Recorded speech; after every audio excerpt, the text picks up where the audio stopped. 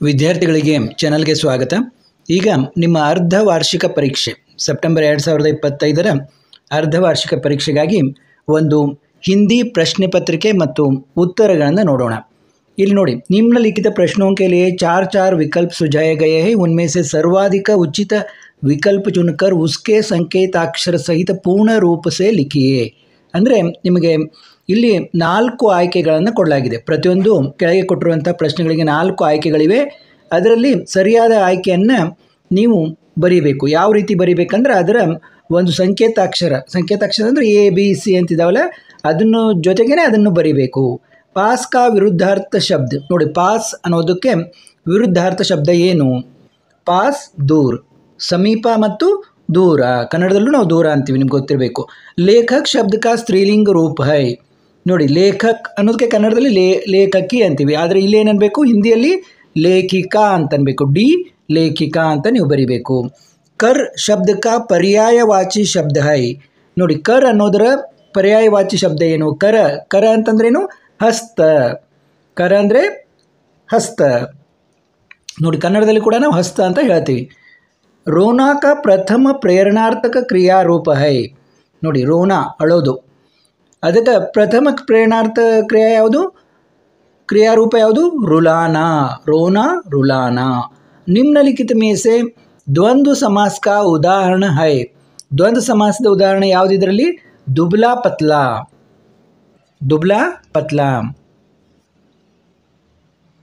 ಅಂದರೆ ದಪ್ಪ ಸಣ್ಣ ಅಂತ ಹೇಳ್ತೀವಲ್ಲ, ಅದೇ ದ್ವಂದ್ವ ಸಮಾಸ. ದುಬ್ಲಾ ಪತ್ಲಾ ಈ ರೀತಿ ಒಂದು ಏನು ಶಬ್ದ ಬಂದಾಗ ದ್ವಂದ್ವ ಸಮಾಸ ಅಂತ ಸುಲಭವಾಗಿ ನೀವು ಕಂಡುಹಿಡಿಯಬಹುದು.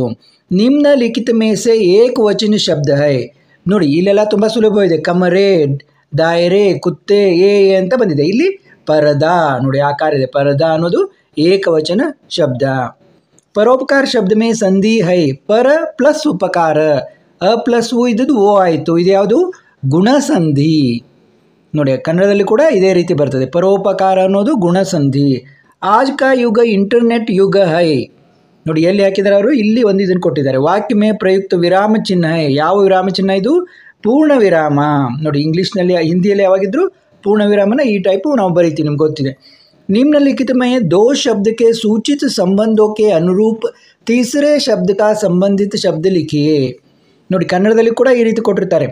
ಏನು ಮೊದಲೆರಡು ಶಬ್ದಗಳಿಗೆ ಸಂಬಂಧಿಸಿದಂತೆ ಮೂರನೇ ಶಬ್ದದ ಇದನ್ನು ಬರೀರಿ ಅಂತ ನೋಡಿ. ಸೇಬ್ ಬೇಚನೆ ವಾಲ ಹೇಗಿದ್ದಾವ? ಬೇಮಾನ್ ಇದ್ದ.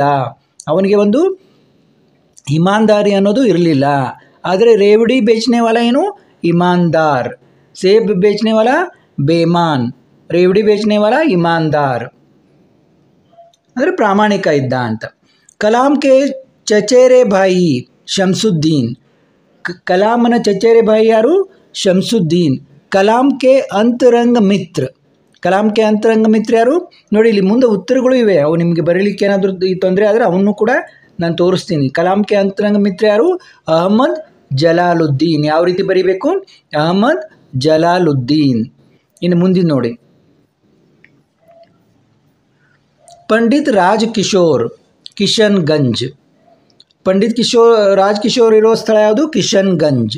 ಬಸಂತ್ ಎಲ್ಲಿ ಇರ್ತಿದ್ದ? 11 ನೋಡಿ, ಬಸಂತ ಅಹಿರ್ ಟಿಲಾ. ಅವನ ಸ್ಥಳ ಯಾವುದು? ಅಹಿರ್ ಟಿಲಾ.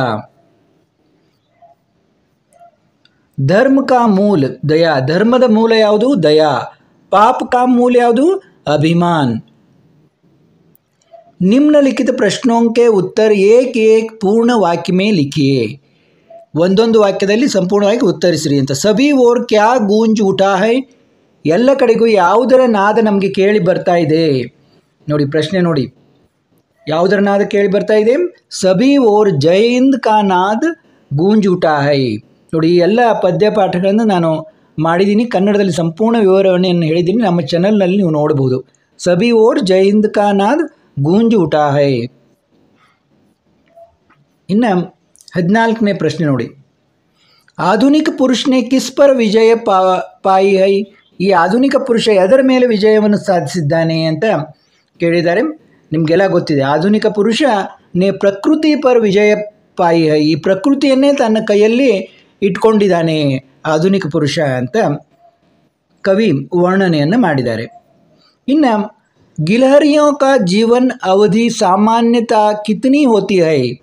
ನೋಡಿ, ಗಿಲಹರಿದು ಒಂದು ಜೀವಿತ ಅವಧಿ ಅಂದರೆ ಅದು ಎಷ್ಟು ವರ್ಷ ಬದುಕಿರುತ್ತದೆ ಸಾಮಾನ್ಯವಾಗಿ ಅಂತ ಪ್ರಶ್ನೆ ಇದೆ.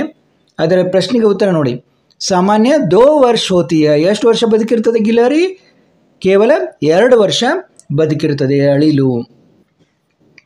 ಇನ್ನು प्रगतिशील राष्ट्र किसके द्वारा बदलाव लाने का कोशिश कर रहे हैं? ಎದರ ಮೂಲಕ ಬದಲಾವಣೆಯನ್ನು ತರಲಿಕ್ಕೆ ಪ್ರಗತಿಶೀಲ ರಾಷ್ಟ್ರಗಳು ಪ್ರಯತ್ನ ಮಾಡ್ತಾ ಇದ್ದಾವೆ? ನೋಡಿ, ಏನು ಉತ್ತರ? ಪ್ರಗತಿಶೀಲ ರಾಷ್ಟ್ರ ई गवर्नेंस द्वारा बदलाव लाने की कोशिश कर रहे हैं. ನೋಡಿ, ಇವತ್ತು ನಾವು ಇಂಟರ್ನೆಟ್ ಯುಗದಲ್ಲಿ ಇದ್ದೀವಿ.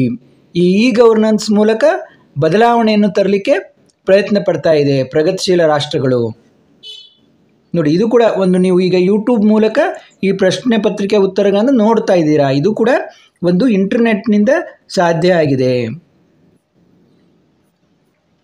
ನಿಮ್ನಲಿಖಿತ ಪ್ರಶ್ನೋं के उत्तर 2-3 ವಾಕ್ಯೋं में लिखिए. ಈ ಪ್ರಶ್ನೆಗಳಿಗೆ, ಕೈ ಕೊಟ್ಟಿರುವಂಥ ಪ್ರಶ್ನೆಗಳಿಗೆ 2-3 ವಾಕ್ಯಗಳಲ್ಲಿ ಉತ್ತರಿಸಿರಿ ಎಂದಿದ್ದಾರೆ. ಒಂದೊಂದಕ್ಕೆ 2 ಅಂಕ. ಗಾಜರ್ ಕೆ ಬಾರೆ ಮೇ ಪ್ರೇಮಚಂದ್ ಜಿ ಕಾ ವಿಚಾರ ಲಿಖಿಯೇ. ಗಾಜರ್ ಬಗ್ಗೆ ಪ್ರೇಮಚಂದ್ನ ವಿಚಾರ ಏನು ಹೇಳ್ರಿ ಅಂತಂದಿದ್ದಾರೆ. ಗಾಜರ್ ಬಿ ಪಹಲೆ ಗರೀಬೋಂ ಕಿ ಪೇಟ್ ಭರ್ನೆ ಕಿ ಚೀಸ್ ತಿ. ಮೊದಲು ಇದು ಬಡವರ ಹೊಟ್ಟೆಯನ್ನು ತುಂಬಿಸುವಂಥ ವಸ್ತು ಆಗಿತ್ತು. ಯಾವುದು? ಗಜ್ರಿ ಅನ್ನೋದು.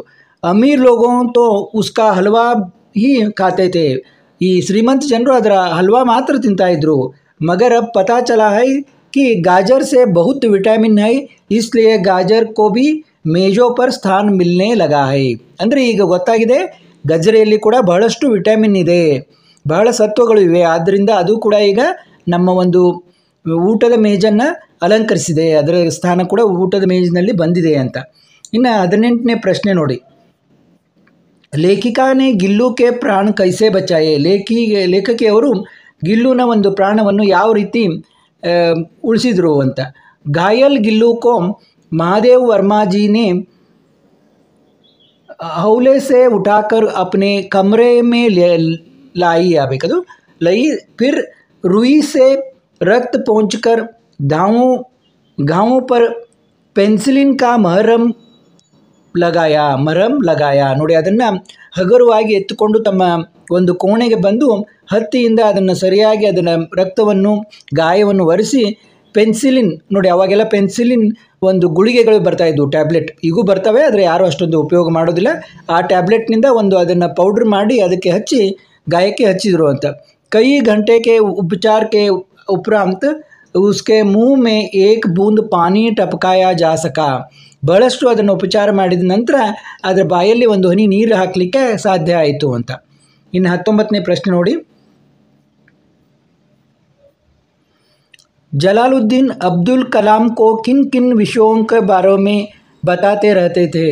ಜಲಾಲುದ್ದೀನ್ ಅವರು ಅಬ್ದುಲ್ ಕಲಾಮ್ರಿಗೆ ಯಾವ ವಿಷಯಗಳ ಬಗ್ಗೆ ಹೇಳ್ತಾ ಇದ್ದರು ನೋಡಿ.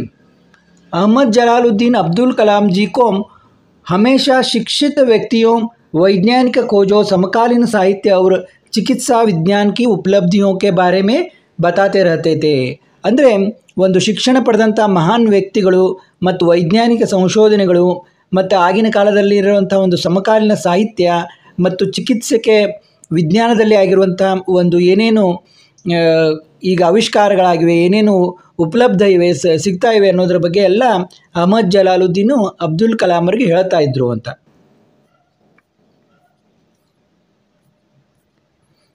बसंत राजकिशोर से 2 पैसे लेने से क्यों इनकार करता है.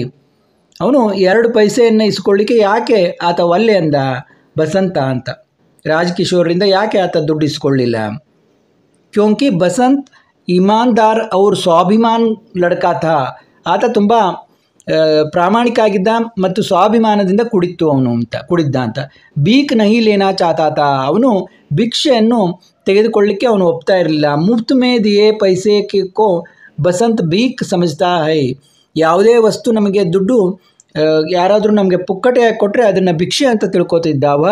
ಮೆಹನತ್ ಅವ್ರ ಇಮಾನ್ದಾರ್ ಸೆ ಜೀನೆವಾಲ ಲಡ್ಕಾತ. ಆತ ತುಂಬ ಕಷ್ಟಪಟ್ಟು ಪ್ರಾಮಾಣಿಕತೆಯಿಂದ ಒಂದು ನಡೆದುಕೊಳ್ಳುವಂಥ ಹುಡುಗ ಆಗಿದ್ದ. ಇನ್ನು 21ನೇ ಪ್ರಶ್ನೆ ನೋಡಿ.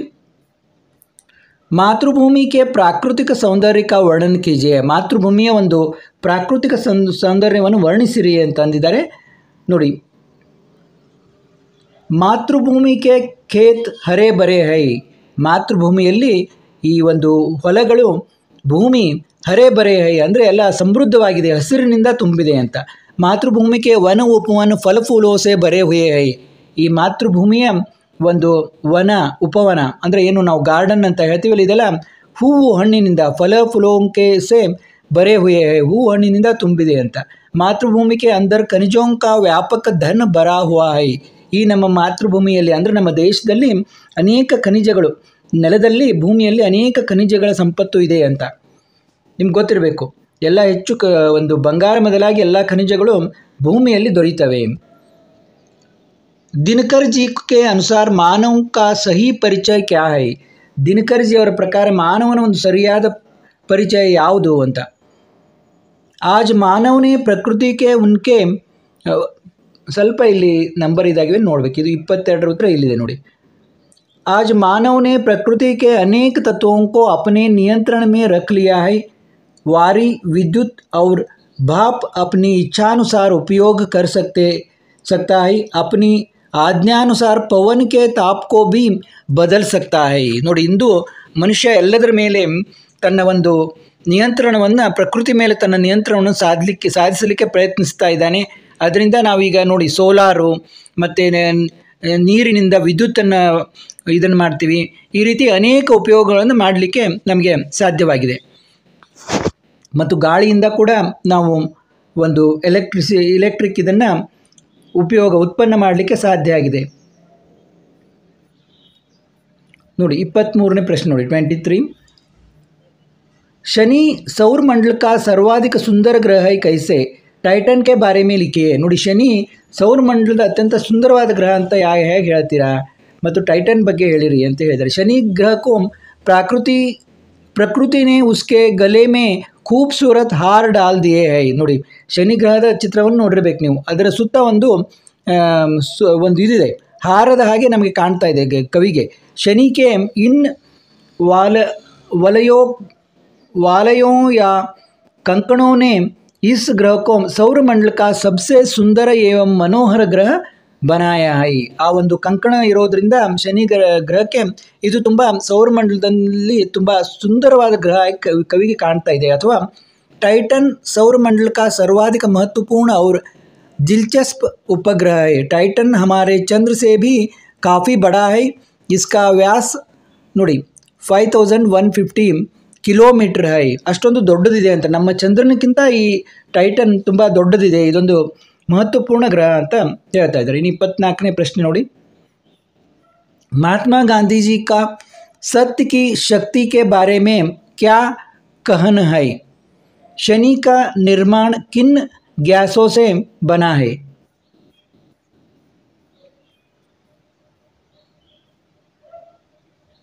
सत्य एक विशाल वृक्ष है.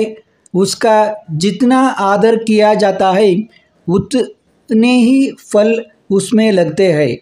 उनका अंत नहीं होता. ನೋಡಿ, ನಾವು ಸತ್ಯವನ್ನು ಎಷ್ಟು, ಸತ್ಯ ಅನ್ನೋದು ಒಂದು ವಿಶಾಲವಾದ ವೃಕ್ಷ ಇದ್ದ ಹಾಗೆ, ವಿಶಾಲವಾದ ಮರ ಇದ್ದ ಹಾಗೆ, ಅದನ್ನು ನಾವು ಎಷ್ಟು ಅದಕ್ಕೆ ಗೌರವವನ್ನು ಕೊಡ್ತೀವಿ, ಅದನ್ನು ಪೂಜಿಸ್ತೇವೆ, ಅಷ್ಟು ಅದು ನಮಗೆ ಒಳ್ಳೆಯದನ್ನು ಮಾಡ್ತದೆ, ಫಲವನ್ನು ಕೊಡ್ತದೆ ಅಂತ. ಉನ್ಕಾ ಅಂತ್ ನಹಿ ಹೋತಾ. ಯಾರು ಸತ್ಯವನ್ನು ಇದನ್ನು ಮಾಡ್ತಾರೋ ಅವರ ಅಂತ್ಯ ಆಗೋದಿಲ್ಲ ಅಂತ. ಅಥವಾ ಶನಿ ಕಾ ವಾಯುಮಂಡಲ हाइड्रोजन, हीलियम, मीथेन तथा ಅಮೋನಿಯಾ ಗ್ಯಾಸೋಸೆ ಬನಾ ಹೈ. ಇನ್ನೊಂದು ಪ್ರಶ್ನೆ ಉತ್ತರ ಇಲ್ಲಿದೆ. ಶನಿ ಅದರಿಂದ ತುಂಬಿದೆ ಅನ್ನೋದು.